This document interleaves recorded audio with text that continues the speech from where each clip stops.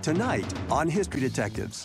What drew me to this poster was the shocking imagery. It's always good to undo errors of the past. Did Washington hold it and look at it? Valley Forge River, wow. Is it the oldest transistor radio in existence?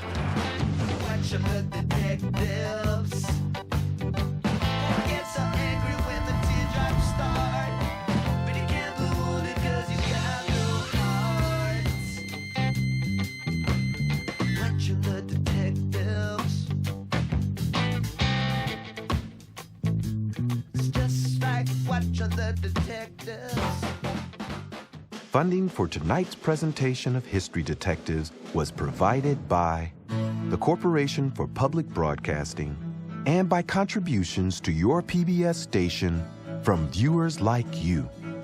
Thank you. I've been a history detective for 10 years. I've been answering your questions. You bring the object, I bring the answer. Now it's time for the history detectives to work for me. I just got into collecting. Elise, Wes, they told me that I should do it. So I began buying vintage posters featuring heroic Africans and African Americans. Each of my posters has a unique story. This one, Our Colored Heroes. What drew me to this particular poster was just the shocking imagery. It's a World War I poster printed in Chicago in 1918. I have my own ideas about why this poster was made. I haven't had time to pursue it myself, but history detectives, I want you to tell me why it was made and who made it. So where is this artifact? It's over at the Penn Museum. Okay. Let's go check it out. So my posters are going to be on exhibition here. Wow. In April 2013. I've collected posters regarding African and African Americans in battle.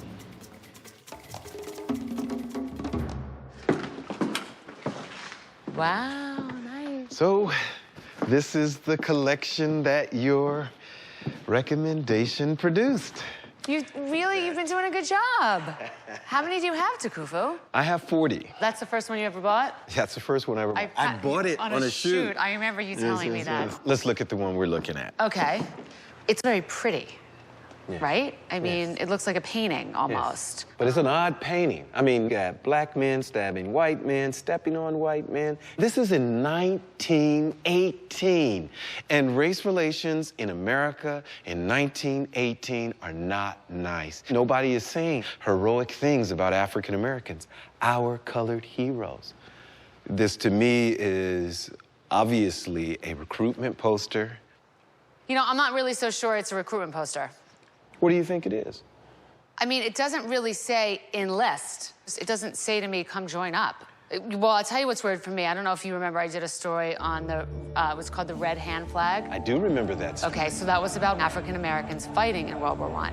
And during the time, white men did not want to fight side by side with African Americans. So those African American soldiers were sent to France to fight under the French. So this is weird to me that in our own country, they would actually make a poster or a print of an African American calling them a hero. You do have a quote on there from a general. General Pershing, he was the general in charge of the American Expeditionary Forces. Okay, so it says honored as heroes, and it says Henry Johnson and Needham Roberts. Obviously, you've looked into this, so what do we know so far? Well, we know that these two gentlemen did exist and that they did receive this very important honor from the French, which is the Cross of War.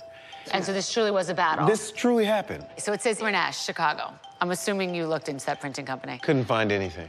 Although various other Renesh prints exist online, there's no detailed information about the company. What specifically, and no one's ever asked you this question before, you always ask everybody else this question, right? I know. So what am I gonna say? What specifically do I want you to find out? Exactly. Was this a recruitment poster? And who made it and why? Maybe we could split this up, I'm thinking. Why don't I find out why this poster was made and, what it was supposed to be used for, and you take care of the who made it. Sounds like a plan to me.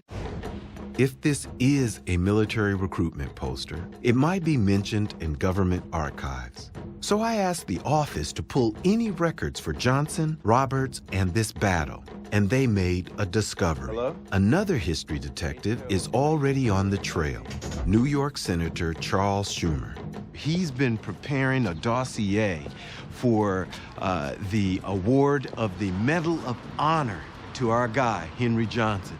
And he's seen our poster before. In our submission to Department of Defense, U.S. Army, we included this poster. Now, do you know if this poster was used for recruitment? I don't. But the senator does have proof the U.S. government featured Johnson to promote enlistment over 20 years later. This is a recruitment poster that they used, and they have Henry Johnson in it.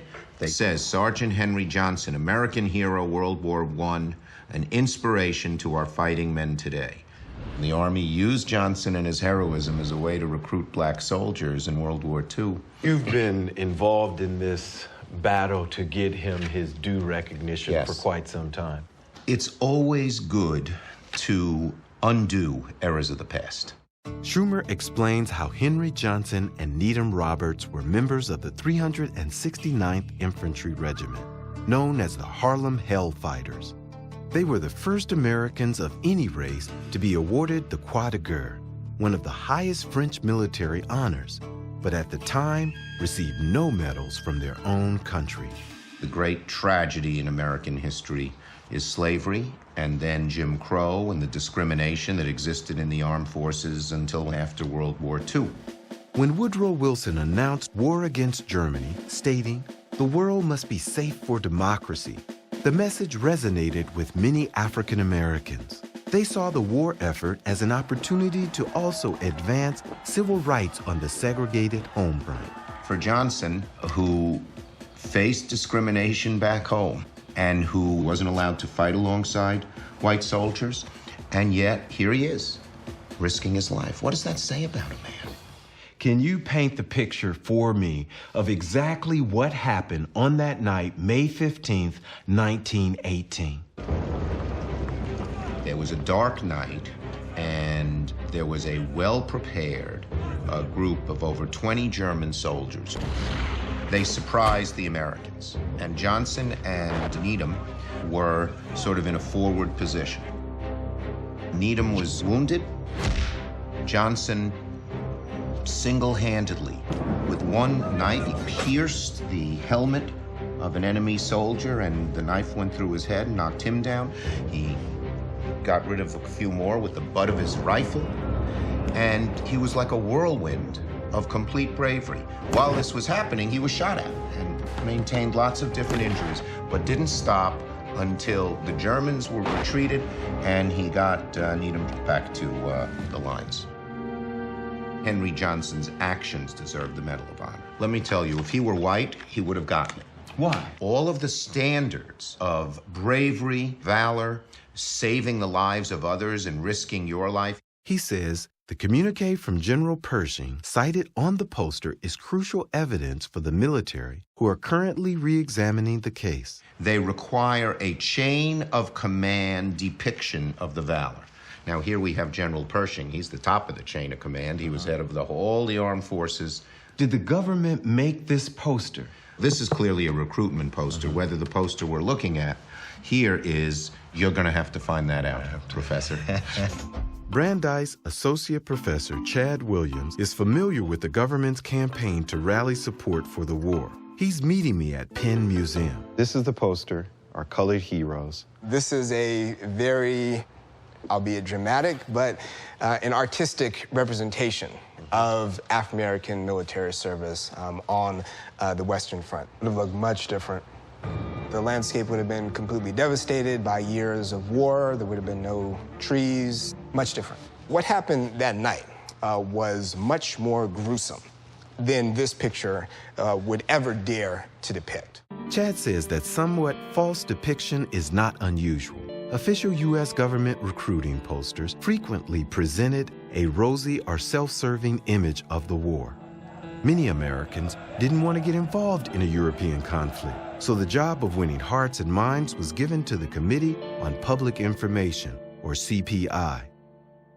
Former journalist George Creel was in charge of it, and it was the propaganda wing of federal government designed to promote the war effort and the sense of 100% Americanism. Initially, the CPI was ambivalent about targeting African Americans. At the earliest stages of the War Department made a decision that they were going to restrict the opportunity for African Americans.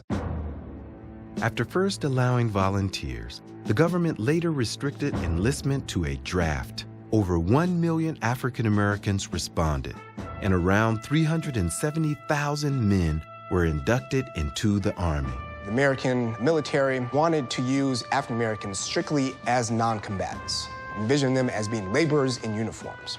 An image like this would have directly contradicted the government's Jim Crow stance on blacks in the military. There's no indication, at least on the picture, that the government produced it. But on the other hand, it is consistent with a growing sense of racial pride, racial consciousness, racial militancy that is taking place amongst African Americans during the years of the war. I think whoever did produce this poster was trying to engender a sense of racial pride. It's time to hand this investigation off to Elise. How you doing? She's looking into who made this poster. Hopefully her who can shed light on my why. I'm headed to the Society of Illustrators to meet with Vera Grant. She is an expert on visual iconography. So I guess my first question to you is, who is this printing company? E.g. Renish. Renish in Chicago. Right. This printing company, we know that it was only around for about 5 years, all right? We know that Renish himself is of German heritage. Oh, really? And really. That's ironic. Do you know who the artist is? It's hard to tell who the artist was. Printers employed a variety of artists to come in and do their artwork for them. Whether the artist was African American or not, that we don't know. So it's not a government-issued recruitment poster? The Office of Government Printing at that time was doing their own printing. They weren't collaborating with printers until World War II. All of these posters were printed by Renish. So we have a couple of examples here. He's marketing them to the white communities, immigrant communities, and the black communities. So they're selling almost the exact same poster to the whites and the African Americans. The Renish Company understood that many African Americans were filled with pride at the symbolism of black soldiers fighting for their country and at the exploits of Johnson and Roberts that night in France. But I still don't know what our poster was made for until Vera shows me one more thing. What do you think this poster is? Well, I'm still thinking this is definitely a recruitment poster. It just smacks of it. I tell Takufu that the poster was not made for the U.S. government. And so what would you call this poster then? Look at this. This is an advertisement for our poster here, Our Colored Heroes. It lists this poster along with a few others marketed to the African American community. So it's pure profit. This is a profit-making venture. How much did it sell for back 25 then? cents. 25 cents! Totally interesting. A white German in America, 1918, doing this poster. I thought you were going to give me more information about why this was a recruitment poster, and I was right, and everybody else was wrong. But that's not the case. Nope. I have another surprise for you. Oh, really? The office discovered that despite the lack of recognition Johnson received while alive, as a veteran, he was qualified to be interred at Arlington National Cemetery. So tomorrow, someone is going to meet you there. I am Tara Johnson. I am the granddaughter of Henry Johnson. And this is my son, DeMarcus. And I see you're following in his footsteps. Yes, I served in the Marine Corps for 8 years. We are a family that love our country. My father was a Tuskegee Airman. My cousin served in Vietnam, and I have a nephew that's retiring from the armed services this year. Talk to me about the life of Henry Johnson when he returned from the war. He got a parade. He didn't get any medals from this country, no other recognition, no benefits. He couldn't take care of himself or his family. He died very sad and destitute with injuries that he couldn't live with. He dies relatively young. Yes, he does. All right, so what is this? What is this you have here?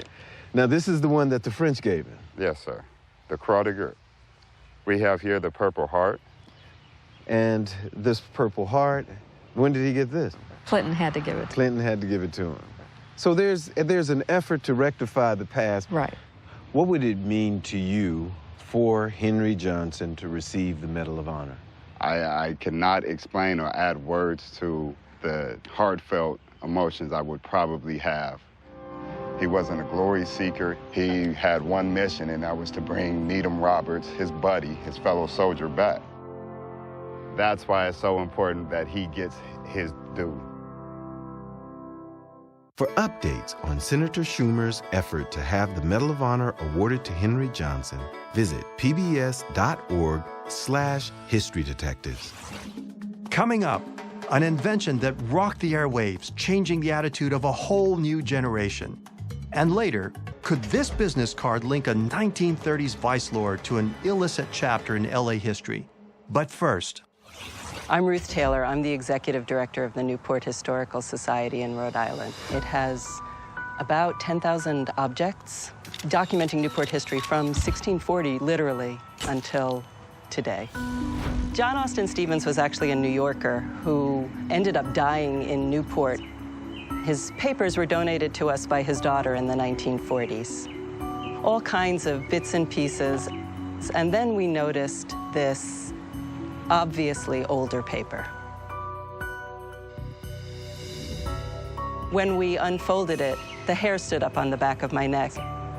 I could see the Schuylkill River labeled, and it became clear that it was a map of Washington's encampment at Valley Forge. My very first thought was, do people know about this? Is this what it appears to be? Well, let's take a look at what you've got here. I'm pretty excited about this. Schuylkill River. Here, take a look over here. Valley Forge River. Wow. And there's the actual forge right there. You're telling me that this is the plan of the camp at Valley Forge? Well, it appears to be. What do you know about where it came from? It was found with the John Austin Stevens papers. He was a descendant of a Continental Army officer. He became fascinated with the American Revolution. How long have you had it? Well, we've had it since the 1940s, but apparently we've only known about it since I found it last summer. You just found this last summer? Yeah. Wow. And the paper, to me, looks like the right kind of paper. I thought there was something on the back here. Yeah, that's docketed, too. Plan of a battle in the Revolutionary War in which the situation of the armies is shown. Valley Forge is one of those sort of signal events in American history that we all think about as a big turning point in the war. We forget that our victory wasn't inevitable, and the work that happened at Valley Forge was really important. Yeah. Contemporaneous maps of the Valley Forge encampment are extremely rare. Only 5 are known to exist in the U.S. Sometimes I get chills in doing these investigations. This is sort of one of those. We're hoping that you can authenticate it. Was this map actually drawn in 1777 when Washington's encampment was at Valley Forge? Did Washington hold it and look at it? All right, let's take a look at this map. When you hold this up to the light, you can see the lines where this was made on a screen. This kind of paper is called laid paper. Laid paper is handmade paper. You can see these folds. That's because this was meant to be folded and stored in some sort of a tall container. Often people would write on the back of sheets of paper like this. This is called docketing. But this is odd. It says, plan of a battle.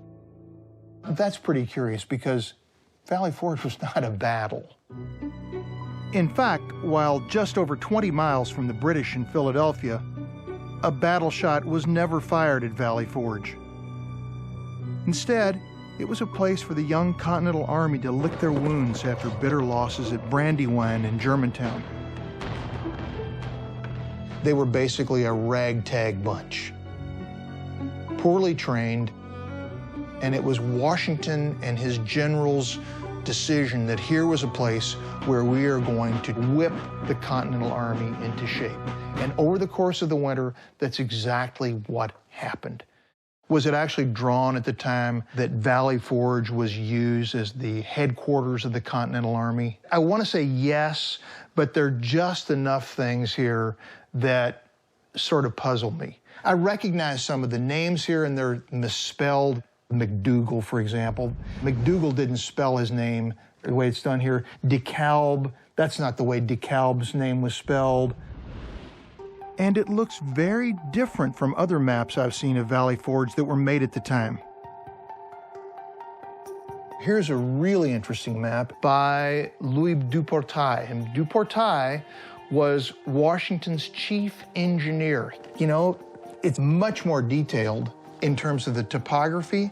It shows hills, valleys, and trenches, essential information for an army. Ruth's map shows little topography besides the river, and there are structures on this map, like Fort Platte, that don't appear on these other maps. I'm going to ask our office to check with our handwriting expert, John Resnikoff, to see if the writing on the map or the docket matches Washington's or any other known officers at Valley Forge.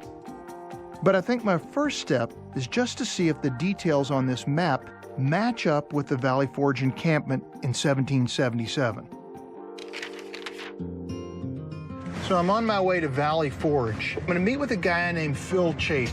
He's an old friend of mine, but more importantly, for 30 years, this guy was the editor of the George Washington papers. If there's anybody that can tell me about the map, it's Phil. Okay, wow. Yeah. Here's Washington's headquarters in the right spot, and that's where we are right now. Phil says Washington's headquarters is not the only thing accurate on the map. These were the brigades and the divisions that were here at the very beginning and pretty well stayed here through most of the camp. He points to the note, General Sullivan, General Smallwood Division at Wilmington. He says that's correct. While Sullivan was at Valley Forge, his division, under the command of Brigadier General William Smallwood, was stationed in Delaware that winter. And Phil notices something else. It doesn't look like the map is finished. Although this is made with a lot of skill, it doesn't look like a finished, polished product that was made for the official records or were later made as a historical record of the encampment. I point out some of the other discrepancies that I find troubling. Buildings I've never seen at Valley Forge, like Fort Platte. Phil thinks we need to see the encampment to understand. This map came from the descendants of Ebenezer Stevens. Now, was he here? No, he wasn't here. He was at the Boston Tea Party. He was at the victory at Saratoga. He was at the victory at Yorktown. He was everywhere, but he wasn't at Valley Forge. How did his family end up with it then? Stevens had friends and contacts in the Army. Somebody may have passed it on to him at that time. As we walk around the 5 square miles with a copy of Ruth's map, Phil explains what a difficult winter 1777 was. They got here the 19th of December, which was very late for establishing a winter camp. And many of the troops had inadequate clothing. There weren't initially adequate enough tools for them to work with. And they had to live in tents until they could build their own log structures. Poor sanitary conditions brought diseases like typhoid and dysentery, killing over 2,000 soldiers. This would have been the main parade ground and sort of the center of the entire camp. And this was the place that the troops would have been drilling and learning military maneuvers in? Yeah. Phil explains that despite the hardship, the men were fervently dedicated to their cause. The young army worked daily to improve their skills under the instruction of a Prussian commander named Friedrich von Steuben, a master at military drilling. Von Steuben, along with the Baron de Kalb and Louis Duportail, were just a few of the foreign officers in Washington's command. Their superior skills were a boon to the Continental Army, and the Revolution offered Europeans an opportunity for military advancement and money. So, I mean, in some ways, then, this was a real crucible for our Army to, learn how to maneuver more on the field, right? Yes, they were more confident and they were better trained when they left. Phil walks me over to the spot where one of Valley Forge's best-known redoubts, or defenses, used to be, known as the Star Fort. This was the first redoubt that was built, called Fort Platt on this. Apparently that was probably an early name. General McDougall's aide-de-camp, Richard Platt, was here for about 3.5 months in the early part of the encampment. So the fact that it's called Fort Platt, does that signify potentially that this map may be fairly early in the history of Valley Forge? Yeah, it does give a strong indication. I'm almost convinced this map is from the winter of 1777-78. But there's something that's been bothering me from the start: the misspelled names. Why didn't the person who drew this map know how to spell the names of these important generals? Phil reminds me of the unfinished look of the map. He thinks that's because it was a working map made by an engineer tasked to build defenses. Clearly, with the emphasis on the redoubt here and the lines here and the descriptions of the front line, their main focus was on finding a way to defend the encampment, and that was an ongoing problem with the camp. But why in the world would a skilled engineer not know how to spell? Phil tells me that Washington's chief engineer was Louis Duportail, a Frenchman. The French were the best military engineers in the world at this time. Then, if you were a Frenchman who had just arrived in this country and didn't know the language very well, you might mishear things and spell it just the way that it sounded to you. So, did Duportail make this map? Time to check in with the office. Hi, Wes. I just finished Skyping with John Resnikoff, and I learned something very interesting. Ruth, I knew this was going to be a great story the minute you showed me this map. I tell Ruth that when I compare her map to the known layout of Valley Forge in 1777, it largely matches except for some name changes. Which means that this was probably a planning document that was used at Valley Forge. That's amazing. That's so exciting. Phil Chase, our Washington expert, he looked at this map and he said, man, this has the fingerprints of a French engineer.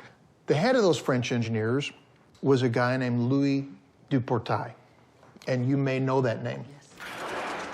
Hi, John. Can you tell us what you found out? Yeah, I've studied this map very carefully, and I've also studied the examples that you provided me. While I'm sure the front is not in the hand of Duportail, I found 8 matching points between Duportail and the docket. They include things like the way the I is dotted, the finial loop of the N, the way the word which looks. And I could go on, and I'm certain I could probably find more. It's my opinion that the docket was written by Duportail. Louis Duportail docketed this manuscript. Wow. I never would have thought to look at this handwriting. But there's still one mystery. Both Phil and I don't know why the docket says Plan of Revolutionary Battle. One theory is that Plan of Battle could be the French version of Line or Order of Battle, which refers to the positioning of troops on the ground in preparation for an attack. There's a lot more research that can be done about this map. I was just able to sort of scratch the surface. I think that this map is worth a considerable amount of money, certainly in the 6 figures. I am thrilled with what you all have done, and this is an amazing result. Calling Dick Tracy. Here is the next thing in size to that wristwatch radio Dick has been sporting in the comic strips. I'm Joe Bidwell. I have a small collection of early transistor pocket radios. The jewel of the collection is this Regency TR-1, which was the first transistor radio ever produced back in 1954. As part of my collection, I really treasure it because it does represent the beginning of it all. This particular radio has a very low serial number, so I'm wondering, was it one of the first ever made? Hi, I'm Takufu Zuberi, and I'm really excited about doing this story here in Los Angeles. The transistor radio came around at a really important time. Rock and roll was coming out. Parents were not really into the music the children were listening to. The transistor radio was the invention of personal entertainment. Well, the first radio I bought myself when I was 12 years old is the Motorola. So you used to pop this baby in your pocket? Yeah. Get on the school bus and have Buddy Holly playing or something like that. It was very cool. This is the Regency TR1, the cream of the crop. Mm-hmm. This was the first model of transistor radio ever produced. And in 1954, this sold for $49.95. Wow, so that was a pretty penny back then. A lot of money, yeah. And there were about 100,000 made. But Joe tells me that after over 50 years, he doesn't think very many still survive. It has a very low serial number. Oh, really? Inside, under the battery compartment. All right, 2067. Right. It's a low serial number. What do you want me to find out for you? Is it the oldest one in existence? And Joe has a second question. How was this little company able to turn the world of consumer electronics upside down? I know that transistors were just starting to be manufactured in 1954. How did they start making transistor radios? I don't know that. Sounds fair enough. I'll see what I can find out for you and try to get back to you. Just stay tuned, man. All right, so what do we got going here? Could I be looking at the oldest surviving transistor radio? It's sleek, the dial is cool, it has these little red triangles. I wonder if that's for style or something else. Then you got a little information in here, transistor radio model TR1.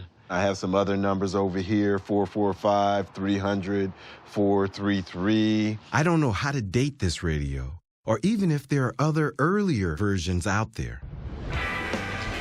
My office has already told me that Regency changed names in 1989, and they couldn't track down early records. But they found perhaps the next best thing, a collector who knows everything Regency. Graphic designer Eric Roble has a radio collection numbering more than 4,000, including some very early Regency models. I know what that is. That's a Regency TR1. That's the first transistor radio model ever made. It allowed people to have radios that were their own. And so radio then came out of the parlor, where it was a family enterprise, and into the hands and pockets of individuals, especially teenagers. The transistor radio hit at the same moment as another generational earthquake, rock and roll. Out of range of their parents, teenagers could listen to the new music, like Elvis Presley, who made his radio debut in the summer of 1954 with That's All Right, Mama. It helped us teenagers at the time become more alienated than we would have been otherwise. So he facilitated the alienation yes, of children. Of an entire generation. Right. Ruined the baby boom right here. So why did they make this radio?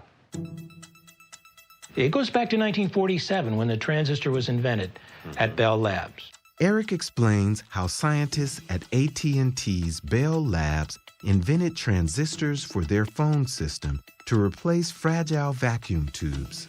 With the transistors being many times smaller than a vacuum tube, it presented an opportunity. Bell Labs licensed the invention to Texas Instruments, who approached various other consumer electronic companies to manufacture the radio. But in 1954, not everyone was interested in what Texas Instruments wanted to make. General Electric, RCA, and the likes of them, they didn't see the point in a little radio. They thought, well, it's a novelty item. It'll sell a few. They also owned tube factories. Okay. So they were very interested in keeping tubes going. All right, they weren't motivated. But one company was, an upstart less than 10 years old called Regency.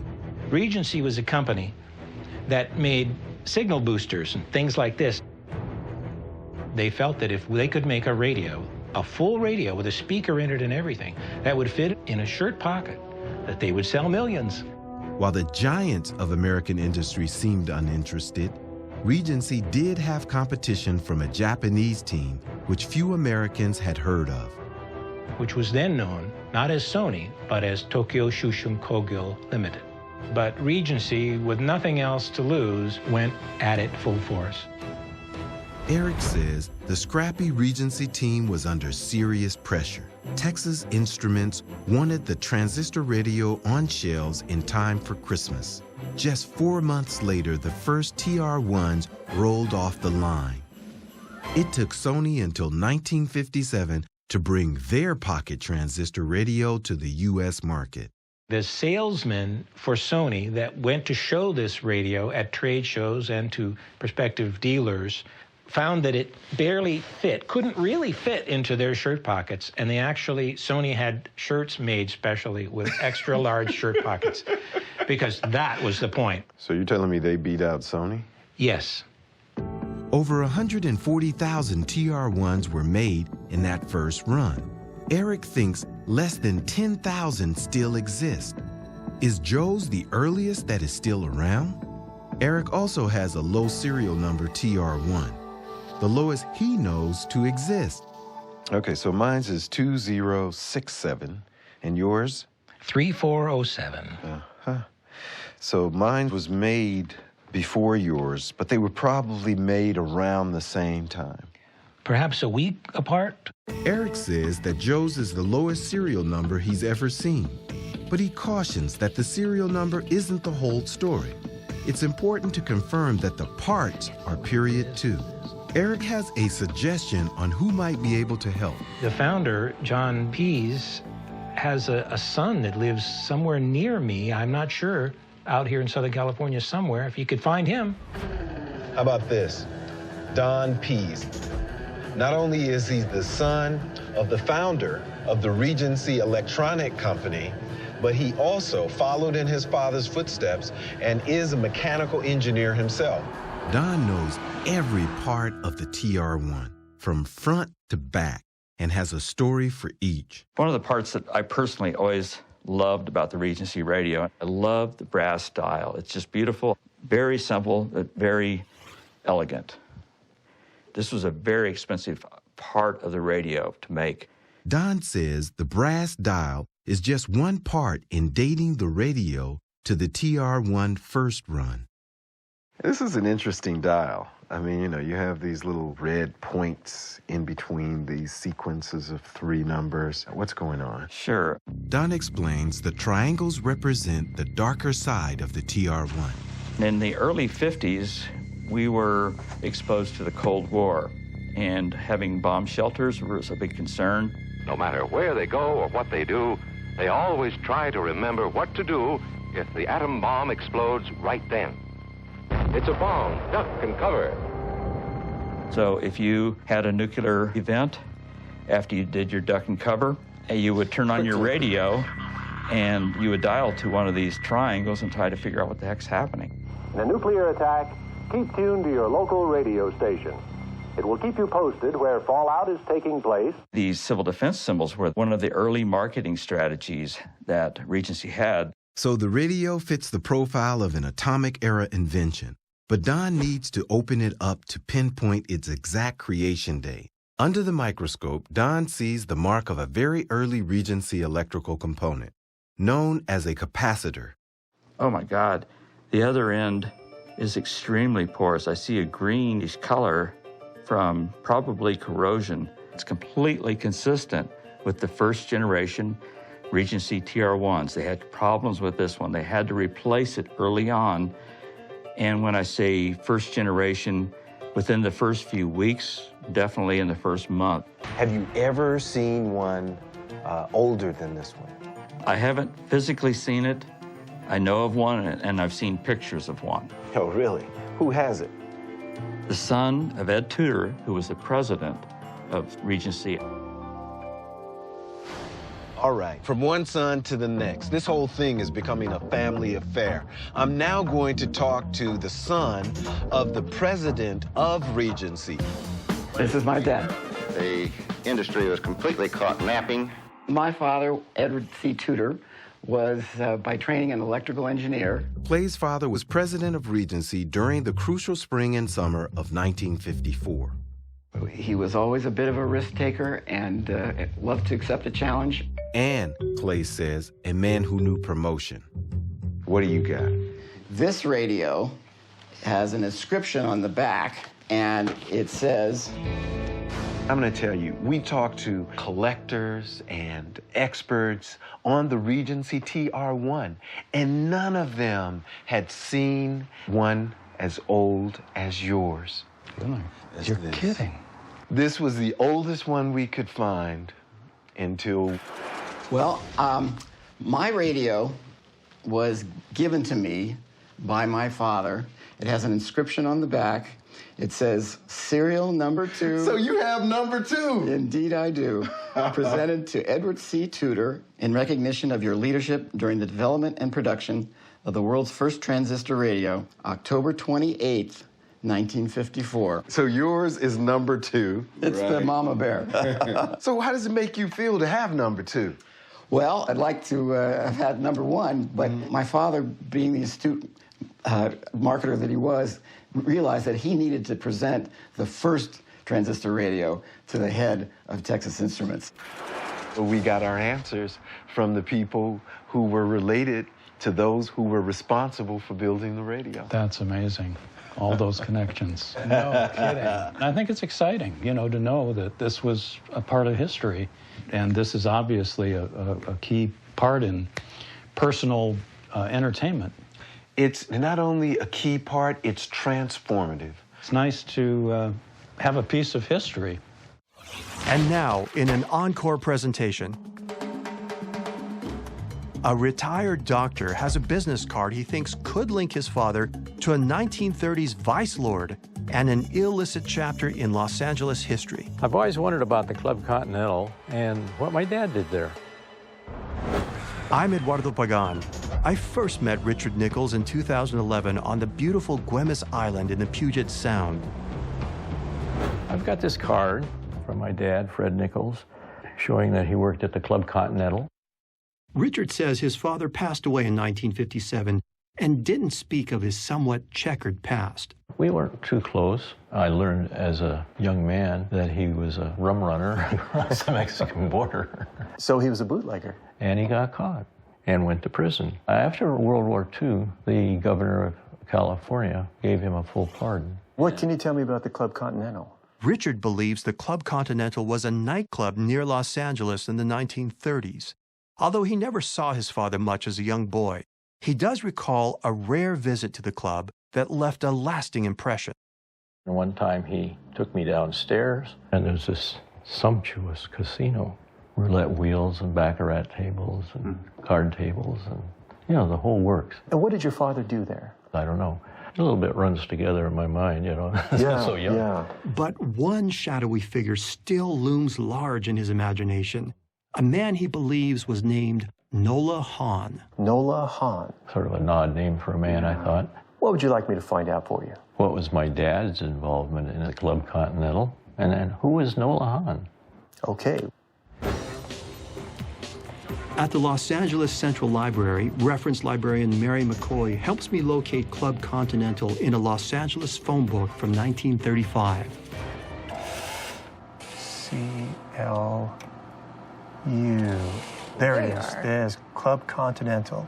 Sonora Avenue, GLA, Glendale, right? Mm-hmm. There's a Kentwood Exchange rather than Omaha. That's not what we have here. Maybe the number on the card was for Fred's home line, but the phone book doesn't have a listing for Fred Nichols. In a newspaper database, I find a reference to the club from 1935. It reads in part, amid a brilliant assemblage, the Club Continental held its formal opening last night in an atmosphere of splendor. Stars of screen and stage were on hand to make the occasion a gala affair. And this is a year and a half after the end of Prohibition. It looks like the club's one and only location was near a Glendale airport. During the war, the club became an officer's barracks. The building was demolished in 1966. There's no mention of Nola Hahn or gambling activity. So what was it that Richard remembered seeing in that basement? There's nothing on Richard's father, Fred Nichols, at the Club Continental either. What about his earlier rum running days? Now, Richard remembered that his father was arrested in Arizona. Customs men said they found copper containers fitted between the seats and in the floor of the car containing 250 gallons of bottled whiskey labeled Edinburgh, Scotland. In 1931, Nichols was sentenced to 2.5 years in prison. So Fred Nichols had a criminal past. But did he reform his ways after his release? What exactly was going on at the Club Continental? Willie Wilkerson is the son of the legendary Billy Wilkerson, who ran nightclubs in Los Angeles during Prohibition and after repeal, when gambling became the gangsters' revenue stream. Our contributor's father, his name is right there on the card, used to work for Nola Hahn. What can you tell me about it? Well, I know Nola Hahn, and Nola Hahn definitely ran the Club Continental, at least the gambling. Mm-hmm. And he definitely ran the gambling for my father's establishments. Why did your father hire someone like Nola Hahn? What did he bring to your father? Hollywood was Las Vegas before Las Vegas was Las Vegas. I mean, it was dotted with casinos down Sunset Boulevard. Some of these clubs, in today's money, made hundreds of millions. Nola Hahn was kind of like a magician, a wizard in casino gambling. And this guy knew how to make a casino just disappear if there was some kind of a police raid. Willie explains Hahn's innovations included consolidating gambling tables around a single overseer to avoid cheating and positioning surveillance teams to monitor the gamblers. We know this person to be the pit boss today. Yeah. Was all of the kind of stuff you're describing going on at the Club Continental? Absolutely. I mean, this club was an immense success during its time, and that can be directly attributed to Nola Hahn. How long was Hahn associated with the Club Continental? Well, that I don't know exactly, but he bought the Trocadero from my dad in 1938, and it was an extraordinarily bad luck for him. The reformers moved in and shut down gambling and prostitution. That cleanup campaign was pretty definitive. It put a lot of these guys out of business. Willie says after 1938, mobsters looked for a new place to set up shop. Some, like Hahn, saw potential in an isolated, low-rent desert town, Las Vegas. In 1942, years before Bugsy Siegel and the Flamingo, Hahn opened the lavish Colony restaurant. His gambling innovations went with him, and this time it was all legal. He created the template of modern gambling that we know today. Well, what kind of guys worked for Hahn? Well, these guys that weren't plucked from the street, they had to have some kind of resume. As you notice on Mr. Nichols' card, it doesn't identify what he does. Right. Do you think Fred Nichols went along with Nola Hahn to Vegas? My guess is Mr. Nichols went along for the ride as long as Nola Hahn was doing any kind of business. Did Fred Nichols follow Nola Hahn to the promised land of Las Vegas? In the shady world these men were living in, it's hard to find records. But I have a thought. Fred Nichols spent time in prison, and Richard mentioned his father was eventually pardoned years later by the governor of California. Legal expert P.S. Ruckman has helped the history detectives in the past. I forwarded Fred Nichols' information, and he suggests we meet in Seattle at its National Archives and Records Administration facility. This is Fred Nichols, and we believe he worked for the Club Continental. Now, I've been able to find only 2 articles that mention an arrest and then a conviction in 1931 for bootlegging. The family remembers or believes that he was pardoned by a governor for bootlegging. They would be mistaken with respect to that. He violated the Volstead Act, also known as the National Prohibition Act. So his offense was federal. And so Mr. Nichols actually spent time in federal prison. P.S. found Nichols' pardon application file. Here is a copy of his actual presidential pardon. Presidential pardon? That's right. Harry Truman granted this pardon to Mr. Nichols. Oh, this is fantastic. And there his signature is, Harry S. Truman. P.S. explains that only a president could grant a pardon for a federal offense. Nichols applied for the pardon in 1944, stating that he wanted to participate in the war effort. After the application is received, Then there's an extensive background research, again, conducted by the Federal Bureau of Investigation. And they interviewed several people throughout the state of California. And here we see some affidavits which name some of those individuals and tell you about their relationship to Fred Nichols. Well, Richard, this has been a very fascinating investigation. I explain how the Club Continental of his childhood had been one of the major emporiums of illegal gambling in Los Angeles. And Nola Hahn was an engineer of modern gambling and a founding father of Las Vegas. A gambling engineer. He was a gambling genius. Now, what's rather interesting is that Nola Hahn becomes the key to my answering the last question, which was basically, what was your father's association with the Club Continental and all of this underworld that existed in Los Angeles during this time? I show Richard the FBI's record of his father's employers. I want you to take a look at 1934. We see Los Angeles, California, 1934. There's Nola Hahn. Right there, Club Continental. I can't believe that. So Nola Hahn, a known figure in the LA underworld, was serving as a character reference for Fred Nichols. The background check says Nichols worked at the Club Continental for 3 months, and it lists his job description. I do find it very interesting that he's listed here as a purchasing agent. That is highly suggestive. And also the more amorphous title, steward. What do you think that meant? Unfortunately, all I can do is add to the level of mystery. Further down the affidavit toward the end, it says the records have evidently been destroyed. But the application does answer one question. In 1938, when Hahn left for Vegas, Fred Nichols started a 5-year job at a Los Angeles furniture company. Nichols apparently didn't follow the mobsters to Las Vegas, and the Club Continental may have been the last time he worked for Nola Hahn. Nola Hahn. That is fantastic. And there it is, Continental Club. Purchasing agent and steward. And it really was because of this FBI investigation then that your father was able to then petition the President of the United States for a pardon. And he wrote that I do hereby grant unto the said Fred Nichols a full and unconditional pardon. And there's his signature right there. Harry S. Truman. Thank you. Oh, you're very welcome. Yeah, I'll really treasure these.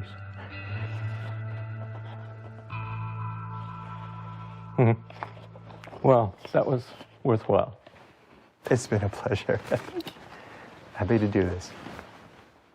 Funding for tonight's presentation of History Detectives was provided by the Corporation for Public Broadcasting and by contributions to your PBS station from viewers like you.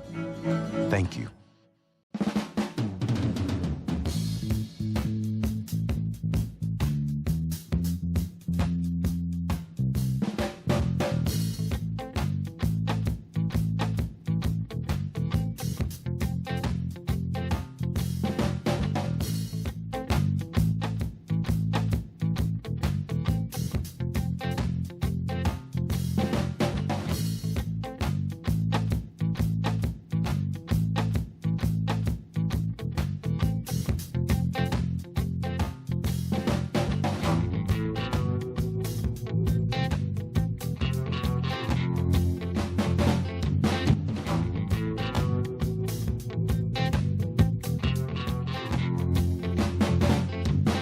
Watch 'em let